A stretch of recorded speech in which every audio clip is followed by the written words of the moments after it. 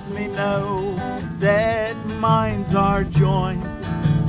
Forgiveness lets me know that minds are joined. Forgiveness is the means appointed for perception's ending. Knowledge is restored after perception first is changed, and then gives way entirely to what remains forever past its highest reach. For sights and sounds at best can serve but to recall the memory of that lies beyond them all. Forgiveness sweeps away distortions and opens the hidden altar, and opens the hidden altar to the truth. Its lilies shine into the mind and call it to return. Return and look within to find what it has vainly sought without. For here and only here is peace of mind. Peace of mind restored for this, the dwelling place of God Himself. Forgiveness lets me know that minds are joined. Forgiveness lets me know that minds are joined. In quiet may forgiveness wipe away all my dreams. In quiet may forgiveness wipe away my dreams of separation. Of separation and of sin. Of separation and of sin. Then let me, Father, look within and find your promise. Find your promise of my sinlessness is kept, is kept. Your word remains unchanged within my mind. Your love is still abiding in my heart. Forgiveness lets me know that minds are joined.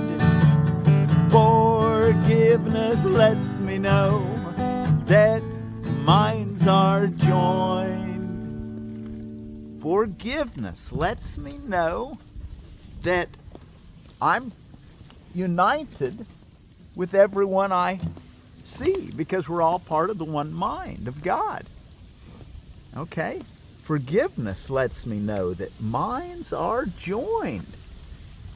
We're getting closer to remembering God when you start seeing that, okay, I'm thinking about you, and then all of a sudden you called me. That's kind of a signal there, guys. Be aware of it. Watch for it. Okay? So, thank you for joining me today. I'm Forgiveness Willie, teaching forgiveness from the Ozarks. A rainy Saturday for me, with a little dark. I had to put my glasses on so I could see. Forgiveness lets me know that minds are joined.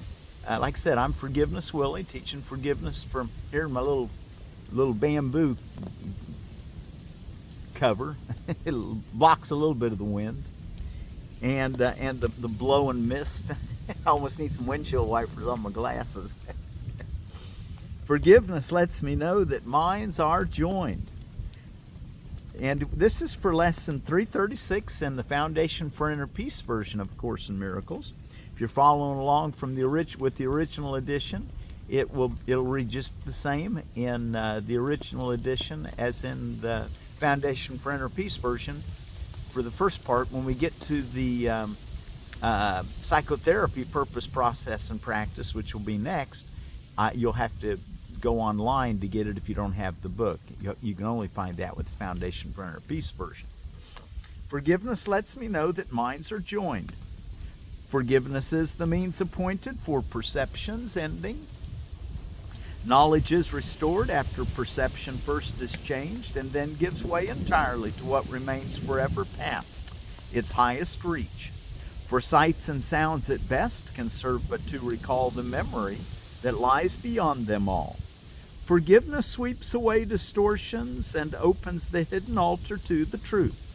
Its lily shine into the mind and call it to return and look within, to find what it has vainly sought without. We've been looking for happiness, salvation, in the wrong place. We've been thinking it's by doing things on the outer world, but it's inside. That's where we find it.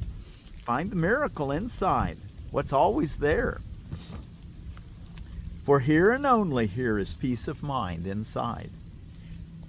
For here and only here is peace of mind restored, for this the dwelling place of God himself.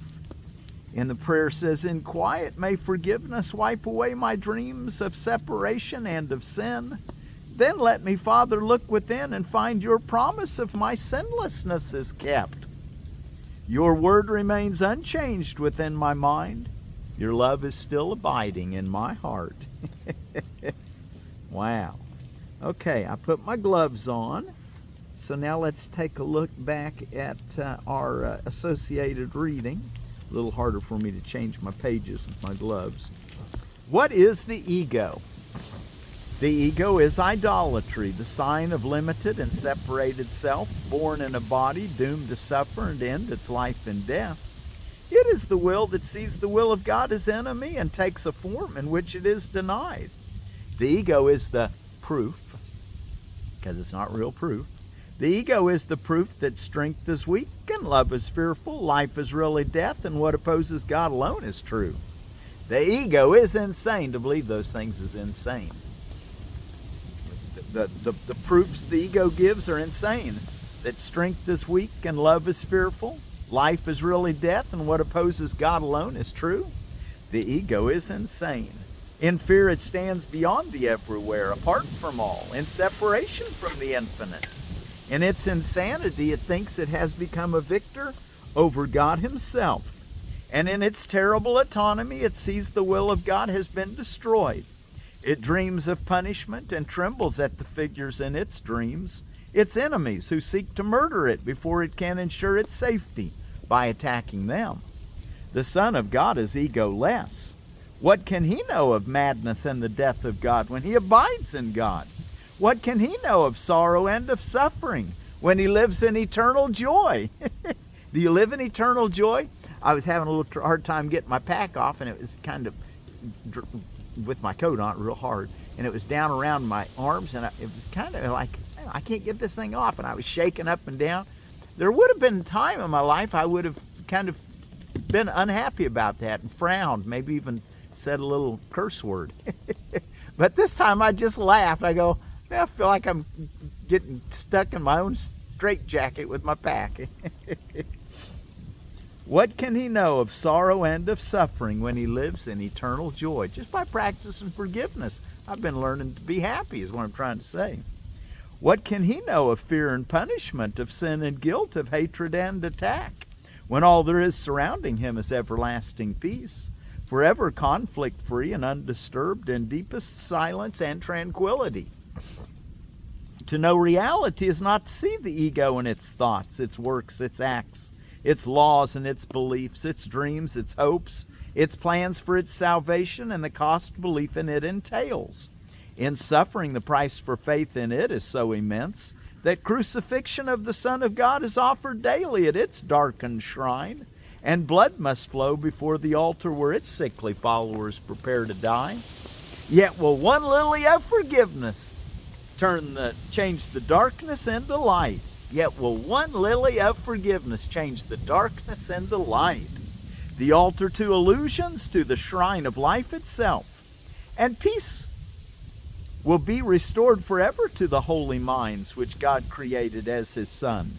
His dwelling place, his joy, his love, completely his, completely one with him. Okay. Now, let's go look at our associated reading. Or not our associated, that was our associated reading. That's what I call it anyway. And we're ready for in psychotherapy, purpose, process, and practice. We're under number 2, the process of psychotherapy. And we're going to read the introduction. Nope, wrong page. Next page. We're in the process of psychotherapy. We've read the introduction and number 1, the limits on psychotherapy. Now we're ready for the place of religion in psychotherapy. And before I read it, let me just remind you to do your morning and evening practice period, your meditation, going into the silence with the idea, forgiveness lets me know that minds are joined, and then every hour of the day, bring that up to your memory, give God thanks, ask Him for direction, be sure that you're feeling the joy of God, or peace at least, okay? I mean, they're really the same thing, but at a funeral, sometimes we think of being peaceful rather than joyful. But they're really the same thing, okay?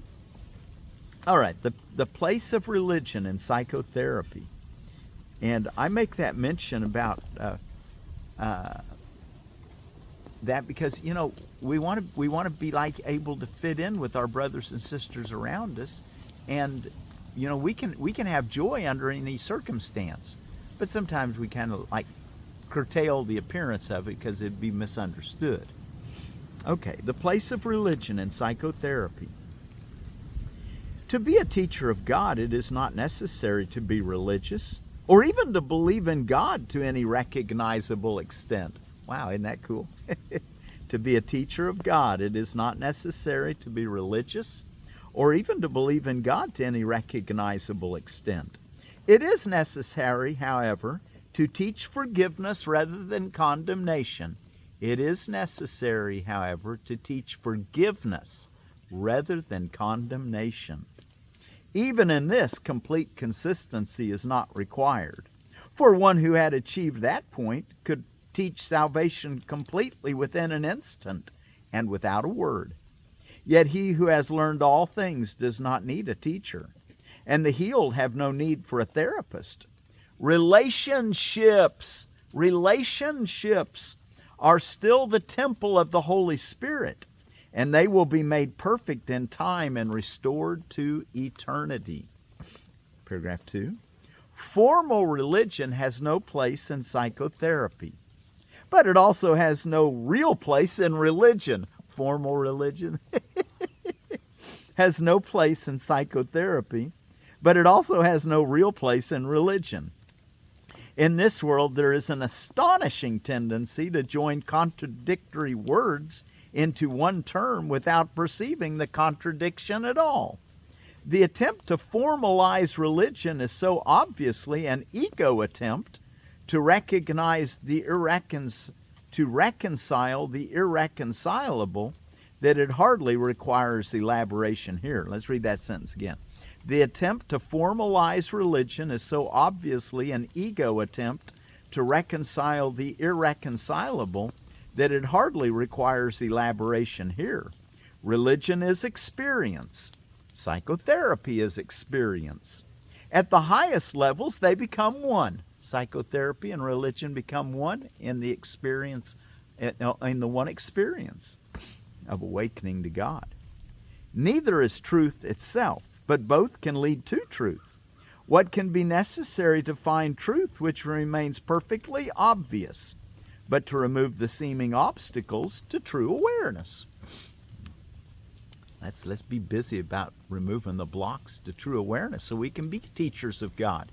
And I hope that everyone who follows along with me recognizes that they are a teacher of God, and they just become a more and more advanced teacher of God by doing their sadhana, their spiritual practice, which for us is the jnana yoga of just reading and understanding. You know, I don't say a whole lot about what we're reading.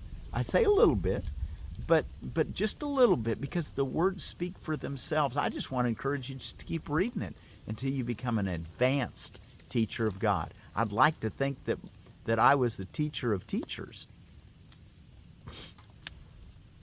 Paragraph 3. No one who learns to forgive can fail to remember God. No one who learns to forgive can fail to remember God. That ought to be heartening. Forgiveness, then, is all that need be taught, because it is all that need be learned. All blocks to the remembrance of God are forms of unforgiveness and nothing else. Isn't that something? So just learn to practice forgiveness, and you'll remember God, because all the unconsciousness that we went through to forget reality or forget knowledge was simply condemnation. Forgiveness, unforgivenesses that we held. All blocks to the remembrance of God are forms of unforgiveness and nothing else. This is never apparent to the patient, and only rarely so to the therapist. The world has marshaled all its forces against this one awareness, for in it lies the ending of the world and all it stands for. Makes me happy. That's why I like to think of myself as a teacher of God, and I want to help make other teachers of God. Just by doing A Course in Miracles, you just automatically become a teacher of God, and an advanced teacher of God if you do what he says over and over. Paragraph 4. Yet it is not, and I don't even know if you have to do it over and over. You probably can do it one time. Just do what he says once. You'd be an advanced teacher of God. That doesn't usually seem to work that way. We usually take, little small steps, and we awaken a little at a time over a period of months or years. Or lifetimes, maybe? Paragraph 4. Yet it is not the awareness of God that constitutes a reasonable goal for psychotherapy. This will come when psychotherapy is complete, for where there is forgiveness, truth must come. It would be unfair indeed if belief in God were necessary to psychotherapeutic success. Nor is belief in God a really meaningful concept, for God can be but known. Wow, belief in God is not a meaningful concept. It's not necessarily, or not really a meaningful concept, for God can be but known. Belief implies that unbelief is possible. But knowledge of God has no true opposite. Not to know God is to have no knowledge. And it is to this that all unforgiveness leads. And without knowledge, one can have only belief. 5. Different teaching aids appeal to different people. Some forms of religion have nothing to do with God, and some forms of psychotherapy have nothing to do with healing. Yet if pupil and teacher join in sharing one goal, God will enter into their relationship because he has been invited to come in. In the same way, a union of purpose between patient and therapist restores the place of God to ascendance, first through Christ's vision, and then through the memory of God himself. The process of psychotherapy, first you'll see a forgiven world where everybody you'll be practicing forgiveness all the time. That's Christ's vision. And then you'll reach the memory of God himself. The process of psychotherapy is the return to sanity. Teacher and pupil, therapist and patient are all insane, or they would not be here. We're all insane together. Enjoy. To me, that's so funny. But it's so true. Teacher and pupil, therapist and patient are all insane, or they would not be here. But together they can find a pathway out, for no one will find sanity alone. If healing is an invitation to God to enter into his kingdom, what difference does it make how the invitation is written? Does the paper matter, or the ink, or the pen? Or is it he who writes that gives the invitation? God comes to those who would restore his world, for they have found the way to call to him. If any two are joined, he must be there. It does not matter what their purpose is, but they must share it wholly to succeed. It is impossible to share a goal not blessed by Christ, for what is unseen through his eyes is too fragmented to be meaningful. 7. As true religion heals, so must true psychotherapy be religious. But both have many forms because no good teacher uses one approach to every pupil. On the contrary, he listens. On the contrary, he listens patiently to each one and lets him formulate his own curriculum. Not the curriculum's goal, but how he can best reach the aim it sets for him. Perhaps the teacher does not think of God as part of teaching. Perhaps the psychotherapist does not understand that healing comes from God. They can succeed where many who believe they have found God will fail. And paragraph 8. There's one more paragraph after that. What must the teacher do to ensure learning? What must the therapist do to bring healing about? Only one thing. The same requirement salvation asks of everyone. Each one must share one goal with someone else, and in so doing lose all sense of separate interests. Only by doing this is it possible to transcend the narrow boundaries the ego would impose upon the self. Only by doing this can teacher and pupil, therapist and patient, you and I, accept atonement and learn to give it as it was received. And then the last paragraph, 9. Communion is impossible alone. I have to take my glove off in order to turn the page. These gloves help me when it's cold, so I'll be able to play my guitar. Communion is impossible alone. No one who stands apart can receive Christ's vision. It is held out to him, but he cannot hold out his hand to receive it. Let him be still and recognize his brother's need is his own. And let him then meet his brother's need as his, and see that they are met as one, for such they are. Boy, this sure does speak of our lesson today. Forgiveness lets me know that minds are joined with a holy purpose with your brother and sister, and you start beginning to see them as yourself, which is what the goal is. Let him be still and recognize his brother's need as his own, and let him then meet his brother's need as his, and see that they are met as one, for such they are. What is religion but an aid in helping him to see that this is so? And what is psychotherapy except to help in just the same direction? It is the goal that makes these processes the same, for they are one in purpose, and must thus be one in means. Okay. Wow. Okay, let's see if I can get ourselves, let me get my pages turned to where I'll need it to be here in a moment when I get ready to close with our song. I'm slower with my gloves on, but maybe I should just take them off for a minute. Forgiveness lets me know that minds are joined. Forgiveness lets me know that minds are joined. Okay, let's see what's about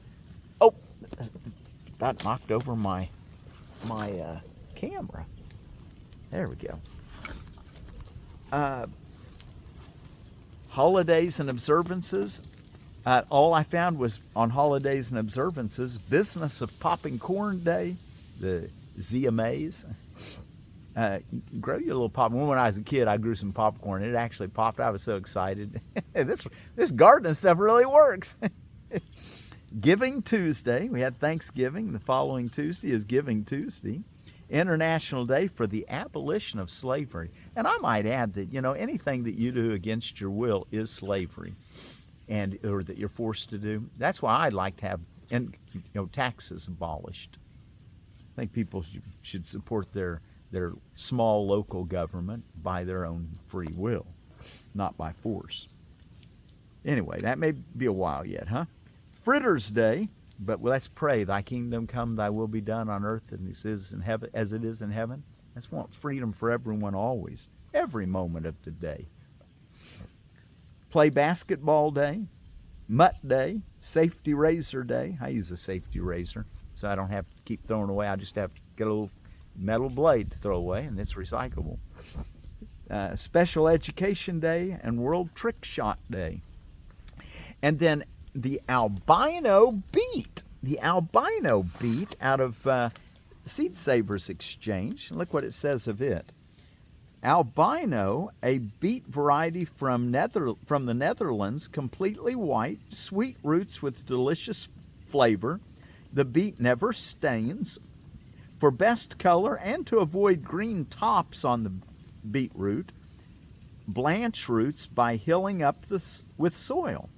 Okay, well, you just put a little soil, kind of go down with your tiller and throw the soil back over onto the beet so that when the green gets up there a ways. Now, you don't want to cover your green up, but you do want to cover up the bottom if you want to have it truly white. Otherwise, it probably turns either green or red or something. And then our word for peace today, thank you for Seed Savers Exchange for that information. Our word for peace is from the Occitan people of southern France. They're on the, they're on several rivers in southern France. The Garonne, the Rhone, the Tarn, and the Lot rivers. They're also in Italy on the Occitan Valley. Anyway, the Occitan word for peace is Patz. So Patz be with you. Patz be with you. Okay, let me get set up and let's close with our song. Thank you guys so much for joining me today. I think we got enough time to sing our song and still keep ourselves under our 30 minutes. I'm sorry I went over that a while back.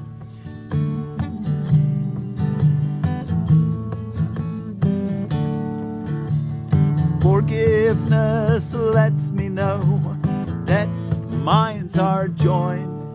And I stopped because I'm realizing I can't quite see that very well. I'm going to get there, now I can see a little better. Let's go ahead and clean these two. Get my windshield wipers off. Forgiveness lets me know that minds are joined. Forgiveness lets me know that minds are joined. Forgiveness is the means appointed for perception's ending. Knowledge is restored after perception first is changed, and then gives way entirely to what remains forever past its highest reach. For sights and sounds at best can serve but to recall the memory that lies. The memory that lies beyond them all. The memory that lies beyond them all. Forgiveness sweeps away distortions and opens the hidden altar. Forgiveness sweeps away distortions and opens the hidden altar to the truth. Its lilies shine into the mind and call it to return and look within, to find what it has vainly sought without. For here and only here is peace of mind, is peace of mind restored. For this the dwelling place of God, the dwelling place of God Himself. Forgiveness lets me know that minds are joined. Forgiveness lets me know that minds are joined. In quiet, may forgiveness wipe away my dreams of separation. May wipe away my dreams of separation and of sin. In quiet, may forgiveness wipe away my dreams of separation and of sin. Then let me, Father, look within and find your promise of my sinlessness is kept.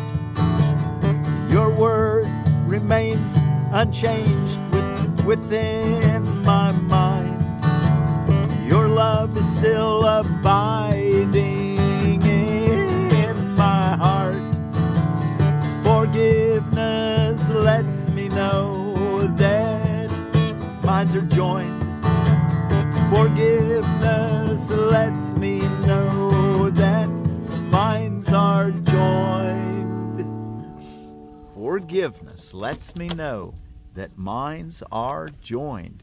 And as the Occitan people of southern France and Italy and some other places say peace, Patz. Patz be with you. Forgiveness lets me know that minds are joined. Patz.